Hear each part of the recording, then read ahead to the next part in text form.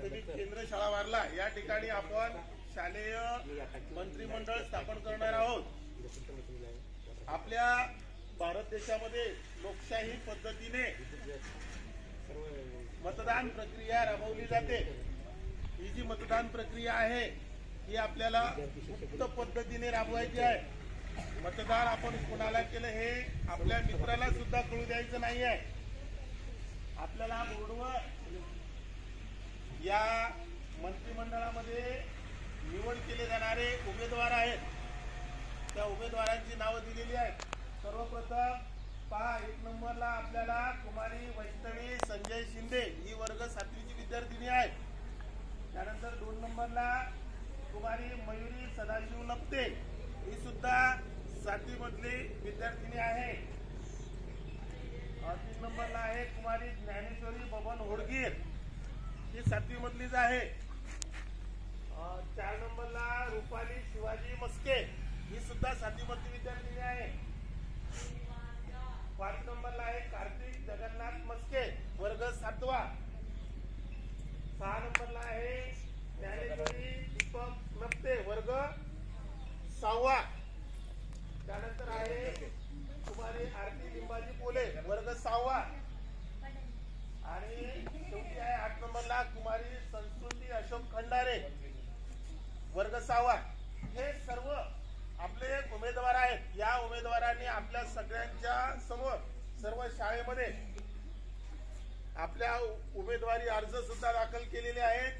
आणि आपली जी निवडणूक प्रक्रिया होणार आहे ही लोकशाहीमध्ये ज्या पद्धतीने निवडणूक प्रक्रिया होते त्याच पद्धतीने होणार आहे। या सर्व उमेदवारांनी शालेय स्तरावर आपला स्वतःचा प्रचार सुद्धा केलेला आहे। सर्व मतदारांच्या समोर ते गेलेले आहेत आणि सर्व मतदारांना मला तुम्ही मतदान द्या याबाबत त्यांनी विनवणी केलेली आहे, विनंती केलेली आहे। हे सर्वच जण जे उमेदवार आहेत हे आपल्या सर्वांचे परिचित आहेत। आपण मतदान कोणाला करणार हे जर आपण इतरांना सांगितलं तर ज्याला आपण मतदान केलेलं नाही तो आपल्याबद्दल आपल्या या कृतीबद्दल रोष ठेवेल आपल्यावर। उमेदवार तुमच्याकडे आले होते मतदान मागायला आले होते ना, काही पैशाची तुम्हाला सांगितलं का पैसे देतो म्हणून सांगितलं का? जो उमेदवार पैशाची गोष्ट करतो त्याला मतदान करायचं नाही, त्याला हाकलून लावायचा।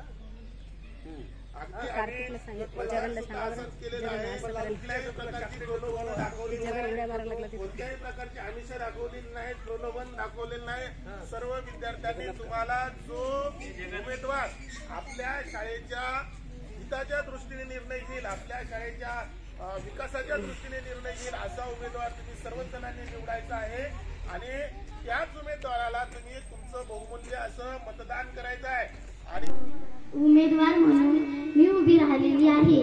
मी आपल्या शाळेला नेहमी स्वच्छता ठेवेल व आपल्या शाळेची प्रगती कशी होईल याकडे लक्ष देणार व आणि आपल्या